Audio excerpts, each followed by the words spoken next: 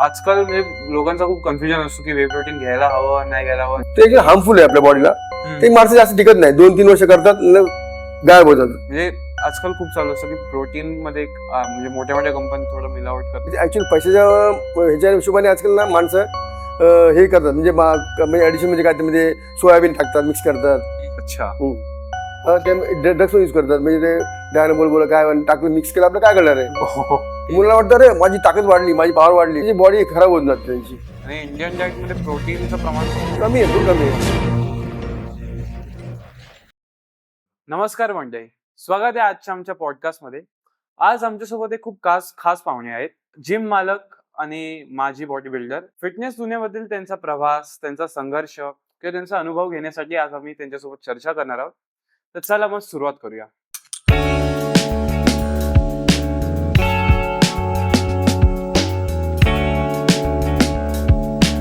So sir, तुमचं नाव काय आहे? माझं नाव वसंत संकप्पा सालियन. हम्म. मी मूलतः बँगलोरचं राहणार आहे आणि मोस्टली मी ते महाराष्ट्रामध्ये स्टे. आता मला माझे वर्ष आयुष्य पूर्ण महाराष्ट्रामध्ये गेले, पुणे तर. हो. तुमचा प्रवास कसा होता इथे? माझा प्रवास इथं, मी अगोदर मी विठ्ठलवाडीला राहायचो. विठ्ठलवाडी राहून मला एक आवड होती जिमची म्हणून. तर अच्छा. जिमसाठी मी विठ्ठलवाडी काळा चौकीला यायचो. हम्म. काळा चौकीनं मग परत मी ह्याला बोरिवलीला कामाला जायचो, ओके. व्यायाम करून. अच्छा. तुम्ही कधीपासून जिम करताय? मी वयाच्या 16-17 वर्ष चालू जिम चालू केलं व्यायाम. अच्छा. तर माझं वय 59 चालू आहे. 59 मध्ये 60 मध्ये पादार्पण करणार आहे. 59, बरेच वर्ष झाली हं. तुम्हाला. तर आता तुमच्या करिअरचं सुरुवात कशी झाली? मी ऍक्च्युली कॅन्टीनमध्ये कामाला होतो. एफसी फूड कॉर्पोरेशन इंडियामध्ये कॅन्टीनमध्ये कामाला होतो. वयाच्या 16 वर्ष कामाला लागलो मी. अच्छा. मला अशीच आवड निर्माण झाली, पण तुला आता आपल्याला ताकद आली पाहिजे अंगामध्ये, आपण व्यायाम करावा. म्हणून असं आम्ही तिकडे छोटे मोठे दगड असायचे, विटा असायच्या, तर विटा घेऊन असा व्यायाम करतो, नमस्कार मारायचो, बैठका मारायचो. त्यामुळे मला स्फूर्ती आली, चला आपण चांगली आपली बॉडी होते, आपण काय व्यायाम गेलो पाहिजे. जसं बॉडी बनत गेले तसं अजून ते वाढत गेलं. म्हणजे हाऊस वाढत गेली, म्हणजे व्यायाम चांगली बॉडी झाली, तर मी सक्त झाला, जाऊया जिम मध्ये. असं आपलं कोणतरी गायडन्स भेटेल चांगलं जिम मध्ये, असं मी जिम मध्ये गेलो. अच्छा. तसं मला कळलं की आपल्या काळजोगी जिम मध्ये एक प्रशांत नाकांची जिम आहे, हेल्थ क्लब म्हणून. त्या जिम मध्ये आपण जावं, त्यांच्याकडून आपण गायडन्स, चांगली बॉडी तेव्हा त्यावेळेला छत्रपती अवॉर्ड विनर आहेत, मिस्टर इंडिया होते ते. चांगली बॉडी केली त्यांनी. त्यांच्या हाताने जाऊन आम्ही व्यायाम शिकलो. तर आता सर तुमचं एवढं जिम आहे वगैरे, तर तुमचं असं नाही झालं की जिमच ऍज अ करिअर चूज करायचं आहे? ऍक्च्युली तेव्हा आपल्या ही कामगार वस्ती आहे, त्यामध्ये इन्कम काय नसतो. मुलं यायची व्यायाम शाळेत, त्याच्याकडे पैसा पण नसायचा खर्च करायला. आपल्या वडिलांकडून जबरदस्ती पैसे आणायचे, ती 40 रुपये फी होती, ती भरायचे. त्यामुळे मुलांना लय त्रास व्हायचा. तर आपल्या मुलांना कसं पुढे यायचं, त्यामुळे आता मुलांना काहीतरी गार्डन्स भेटावं म्हणून आम्ही हे केलं, या लाईन मध्ये आलो मी आणि मुलांना शिकवलं, व्यायाम वगैरे शिकवायचो. असं भीती नाही वाटली की जिमला ऍज अ करिअर चूज करतोय? असं काय नाही. असं मी ऍक्च्युली ऑलरेडी जॉबला होतो, मी जॉब मध्ये सेट होता, ऍडिशनल वर्क करावं म्हणून असं मी जिम जॉईन केली जिम. अच्छा. मग आता कसं आहे, म्हणजे तुमचं प्रॉपर जिमच आहे नुसतं? नाही, आता मी जॉबला आहे, आता पुढच्या वर्षी रिटायर होईल मी. नंतर मग विचार केला की बघूया फुल सेटअप करायचं जिम तसा. अच्छा. आता असं बघून असं म्हणजे थोडा जिम करतो, थोडा काम बघतो, असं बॅलन्स करून चाललंय. ओके. तर तुमचं आता तुम्ही आधी प्रोफेशनल जिम मध्ये पण होतात, म्हणजे तुमची प्रोफेशनल बॉडी बिल्डर पण होतात? हा, मी ऍक्च्युली पहिला स्टार्टिंग केला, मी पॉवर लिफ्टिंग चालू केली. पॉवर लिफ्टिंग तर म्हणजे त्यामध्ये 3 प्रकार असायचे पॉवर लिफ्टिंग मध्ये. स्क्वॉटिंग असायचा, बेंच प्रेस असायचा आणि डेडली असायचा, असे 3 प्रकार असायचे. तर इंटरनॅशनल लेवल ते कॉम्पिटिशन असं भरायचे. असं मी तिकडे सुरुवात केली स्टार्टिंगला. असं मी करत मग असं मला वाटलं की ह्याच्यामध्ये काय करिअर नाही, आता भरपूर खर्चिक गेम आहे आणि वर्षात 1-2 कॉम्पिटिशन असतात, त्याच्यामध्ये काय स्कोप नाही, आपण सरळ बॉडी बिल्डिंग वळावं. मग तसं मी प्रशांत नागर चूज केला, त्यांच्या हाताखाली मी असं शिकत गेलो. अच्छा. तर तुमचं म्हणजे आजकाल आता बऱ्याच मुलांचं ऋतिक रोशन हे बॉडी बिल्डिंग आयडियल आहे, तर तुमचे कोण कोण होते? आमचे जेव्हा बॉडी बिल्डर म्हणजे अर्नॉल्ड शगनर ना, हॉलिवूडचा, त्याला बघून आम्ही मोटिवेशन झालो की बाबा अशीच आपली बॉडी झाली पाहिजे, असं शक्य झालं पाहिजे. अच्छा. असं. ओके. अर्नॉल्ड. नाईस. तर तुमचं आता म्हणजे तुम्हाला असं लाईक किती वेळ लागला तुमची बॉडी बनायला बॉडी बनवायला ऍक्च्युली भरपूर आता विदाउट सप्लिमेंट किंवा असं Without supplement- जे आजकाल नॅचरल बॉडी नाही, आम्ही ऍक्च्युली विदाउट सप्लिमेंट पहिले चालू केला व्यायाम करताना. त्यावेळेला आमच्या सप्लिमेंट वगैरे काय नव्हते. नॅचरल म्हणजे आपलं घरचं भेट खायचं, केळी खायची, हे खायचं, ते खायचं, असं करून आम्ही अंडी वगैरे जास्त पैसे खर्च गेम होत होते. जास्त खर्च करू शकत नाही आपण. जे पैसे भेटेल त्या पैशामध्ये आपण हळूहळू चालू केलं व्यायाम. चालू केलं तर म्हणजे आपले स्ट्रक्चर होत गेलं. सर बोलायचे हे खा, ते खा. तेव्हा सप्लिमेंट नावाची चीज होती. सप्लिमेंट मला कळलं कधी, जेव्हा माझा मित्र आपला अनिल राऊत म्हणून माझा मित्र आहे, तो बॉडी बिल्डिंग तेव्हा करायचा. तो मला बोलला की अरे तू काय वे प्रोटीन घे ना, सप्लिमेंट घे ना, आता नवीन आलं त्यामुळे लगेच आपल्या बॉडीचं स्ट्रक्चर चेंज होतं. बोला अरे एवढा खर्च करायला ताकद नाही आपल्या वे प्रोटीन घ्यायची. जे घरचा खर्च आहे तो त्यांनी आपण करायचा असं एक. ओके, तुम्ही स्टार्टिंग एकदम नॅचरल केलं, नॅचरल. नंतर तुम्ही सप्लिमेंट्स वगैरे काही घेतले? नाही ऍक्च्युली मी सप्लिमेंट कधी घेतलं म्हणजे मास्टर्स करताना अबव 40 करताना मी मला सरांनी सांगितलं केलं तू काय वे प्रोटीन पण घे, कारण का तुला बॉडीला आहार पूरक आहार भेटत नाही. म्हणजे घरचा आहार किती करशील तो थोडा ऍडिशनल पाहिजे आपल्याला वे प्रोटीन. तेव्हा मी घेतलं तेव्हा. आता तुम्ही बोललात वे प्रोटीन. आता आजकाल म्हणजे लोकांचा खूप कन्फ्युजन असतो की वे प्रोटीन घ्यायला हवं नाही घ्यायला हवं. वे प्रोटीन ऍक्च्युली नॅचरल असतं. वे प्रोटीन म्हणजे काय ते म्हणजे हानिकारक काय नसतं. ते ऍक्च्युली दुधापासून बनवतात. इकडं दुधापासून बनवतात. दुधामधून वेळ करतात आणि ते आपलं वे असतं. म्हणजे ते नॅचरल असतं. ते काय त्यामध्ये काय हे नसतं, केमिकल वगैरे काय नसतं त्यामध्ये. ओके, अच्छा. तुमचं आता लाईक म्हणजे आजकाल खूप चालू असतं की प्रोटीन मध्ये म्हणजे मोठ्या कंपनी थोडं मिलावट करतात आणि ते हार्मफुल करतं बेसिकली. ऍक्च्युली पैशाच्या ह्याच्या हिशोबाने आजकाल ना माणसं हे करतात. म्हणजे ऍडिशन म्हणजे काय त्यामध्ये सोयाबीन टाकतात, मिक्स करतात. आता इंडियन कंपनी भरपूर आहेत, त्याच्यामध्ये काही ड्रग्स पण टाकतात. म्हणजे त्यामुळे तुम्हाला पॉवर स्ट्रेंथ वाढेल. ड्रग्स पण यूज करतात. म्हणजे ते डायनोबोल काय टाकलं मिक्स केलं आपलं काय करणार आहे. मुलांना वाटतं अरे माझी ताकद वाढली, माझी पॉवर वाढली, आता मी हा सप्लिमेंट घेतलं पाहिजे असे घेतात मुलं. आणि त्या वडिलांमध्ये त्याची बॉडी खराब होत जाते त्यांची. तर काय त्यामुळे प्रोटीनचं त्यामुळे प्रत्येक माणसाला की गैरसमज झाला की हा खराब आहे प्रोटीन म्हणून. प्रोटीन मध्ये काय नाही, ऍक्च्युली प्रोटीन आपला होय दिवसामध्ये वे मध्ये बॉडीला, पण जास्त नाही, थोड्या प्रमाणात. म्हणजे बाकीचं नॅचरल आपण डाएट केलं पाहिजे. ओके, अच्छा.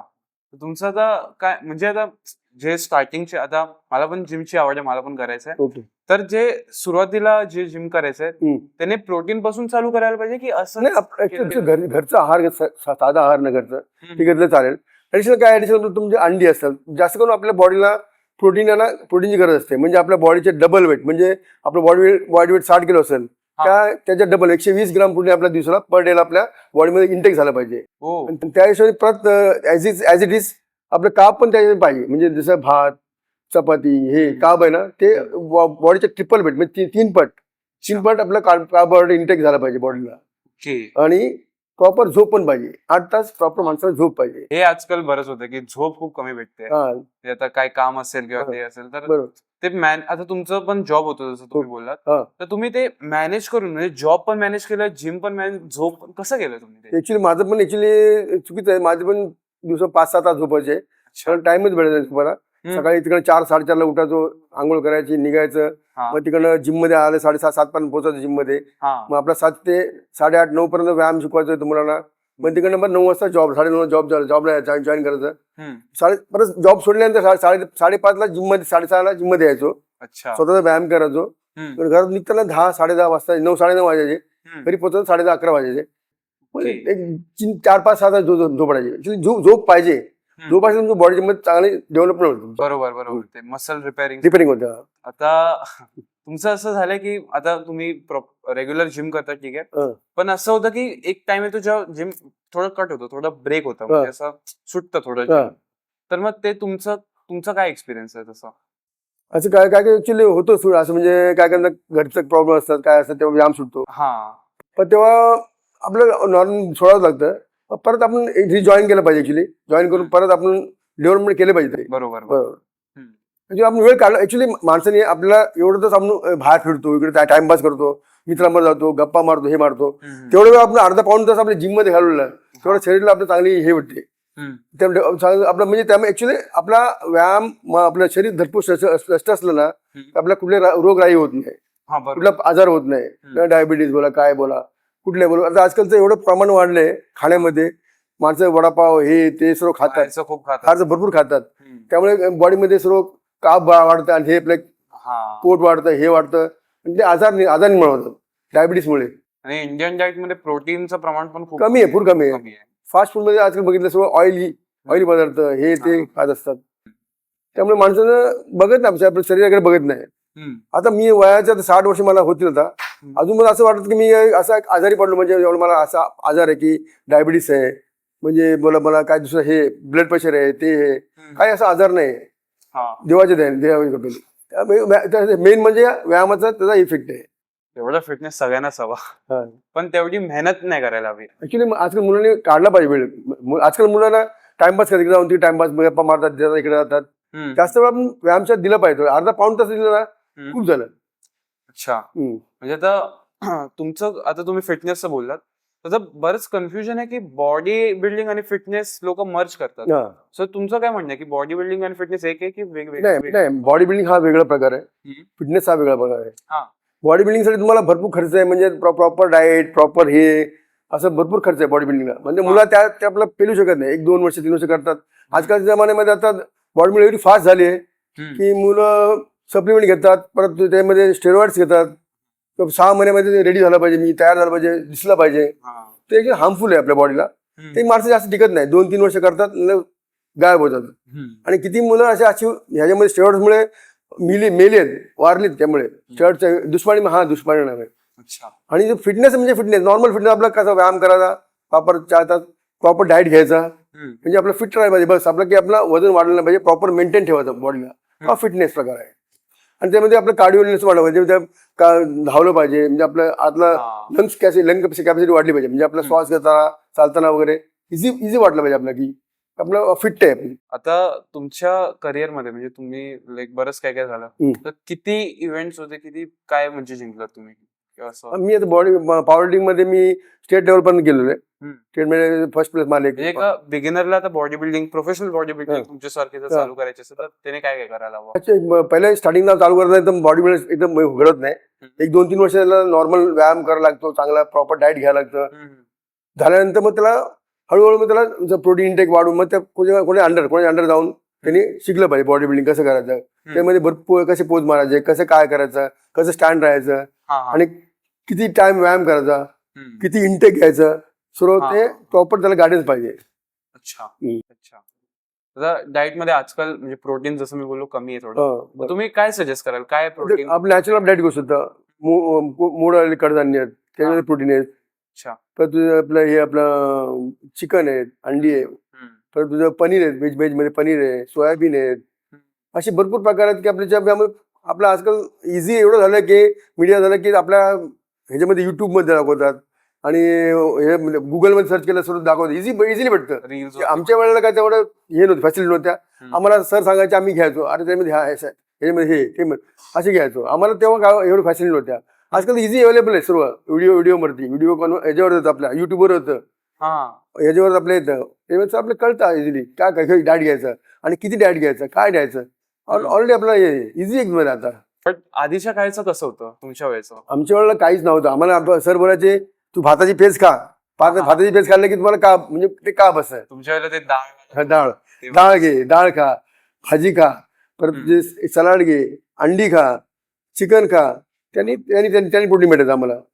त्याच्या स्ट्रेंथ पण होते, वाढत होते. त्यामुळे व्यायाम आम्ही केला त्याच्यात. तुमचं आता इतके वर्ष असं बॉडी बिल्डिंग करिअर होतं, तर तुमच्या बॉडी बिल्डिंग करिअर मध्ये थोडी अडचणी किंवा आव्हान काही आले? भरपूर अडचणी आल्या, की ऍक्च्युली ते आमच्याकडे तेव्हा माझ्याकडे पैसा पण नव्हता एवढा बॉडी बिल्डिंग करण्यासाठी. आजकाल ते बॉडी बिल्डिंगला पैसा मेन गरज असते, आणि आम्हाला कोण बॅकिंग नव्हतं. म्हणजे आमची काय फॅमिली सर्व गावाला, मी एकटा इथं होतो, मी एकटा कमवायचो, परत इकडनं कमवून परत आमच्या गावाला पण बघायचं. माझ्या बहीण असेल, माझे भाऊ असेल, त्यांना त्यांचं एज्युकेशन, त्यांचं लग्न, त्यांच्या आई वडील असते गावाला असते, त्यांना मग खर्च, त्यांचं पण बघून आपलं पण बघून जमायचं नाही. तरी पण आम्ही त्या जोमाने करतो की चला आपलं करायचंच आहे करिअर.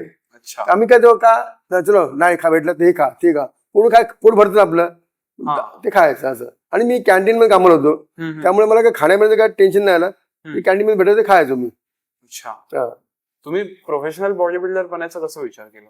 ऍक्च्युली माझ्या सरांनी आम्हाला सांगितलं की तू अरे तुझी बॉडी छान आहे, किंवा मी पहिला लिफ्टिंग पॉवर लिफ्टिंग करायचो, माझे लेग्स वगैरे चांगले होते तेव्हा. हा लेग्स वगैरे चांगले, तू बॉडी बिल्डिंग कर. सर मला मोटिवेटिंग केलं की तू कर बाबा. आणि तेव्हा मग आमचं उतरायचं. म्हणजे आमच्या जिममध्ये 15-20 मुलं असायची. ते बॉडी बिल्डिंग काय नसायची तरी चलो आपलं काय कोच सर मारे पोच असं मार ते मार, स्टेजवर जाऊन सर्वांनी उतरा, स्टेजवर उतरायचो. अच्छा. मजा अशी मजा कॉम्पिटिशन करायचं, नंबर लागो कॉम्पिटिशन माझ्या जायचं, मस्त मजा करायची. काय जायचं तेल लावायचो, मस्त स्टेजवर वरायचो. मोठे मोठे बॉडी बिल्डर आमच्या बाजूला असायचे. त्यामुळे भाऊ आता हा बॉडी बिल्डर आमच्या बरोबर आहे, चला मी पण मारतो, जोमाने असं पोज मारायचो. तेव्हा मजा यायची कॉम्पिटिशन करायला. अच्छा. ते पोजेस सर कठीण असतात ना. ऍक्च्युली आपण व्यायाम करणं आणि पोजिंग मारणं हे भरपूर फरक आहे. पोजिंग मारायला जेवढं व्यायाम करायला ताकद नाही लागत, पोजिंग मारायला जास्त ताकद लागते. पोजिंगची वेगळी ट्रेनिंग असते. ट्रेनिंग असते. ट्रेनिंग म्हणजे आपण ऍक्च्युली आपण पोज डेली मारू म्हणून आपल्याला पोज हे आपले मसल बाहेर येतात. अच्छा. ते ऑटोमॅटिक नॅचरल नाही, आपण पोज मारला तेव्हा मसल आपले बाहेर येतात. त्याशिवाय मसल बाहेर निघणार नाही. नॉर्मली मशी असे लपलेले असतात. लपलेले असतात. म्हणजे तुम्ही जेव्हा शो कराल ते ऑटोमॅटिकली बाहेर येणार, ते मसल पंप होतात. अच्छा. तर आता तुम्हाला पॉडकास्ट मध्ये थोडं आमचं पहिल्यांदाच होतं, तर थोडं आम्हाला पण कमी एक्सपिरियन्स आहे. ओके. पण कसं वाटलं तुम्हाला पॉडकास्ट? काय आहे हे बरं ऍक्च्युली पॉडकास्ट केलं ना, प्रत्येक मुलाला माहित पडतं ह्याच्या संदर्भात सर्व हे होते नाचन, म्हणजे कळतं काय करावं, कसं करावं सर्व. बरोबर. आणि ऍक्च्युली माझा पण हा फर्स्ट टाइम येते पॉडकास्ट करून. मी अजून फर्स्ट टाइम कोणाला दिला नाही पॉडकास्ट. मी आता हा मला बोलला की दिवेश मला बोलला, सर तुम्ही देता का टाइम मला? बोललो ते ये, पण मी टाइम वेळ देतो. असं मला पण बरं वाटलं. चलो. अच्छा. ह्याच्यानंतर अजून तुमचे पॉडकास्ट होऊ. Okay sir, thank you. ठीक आहे. थँक्यू.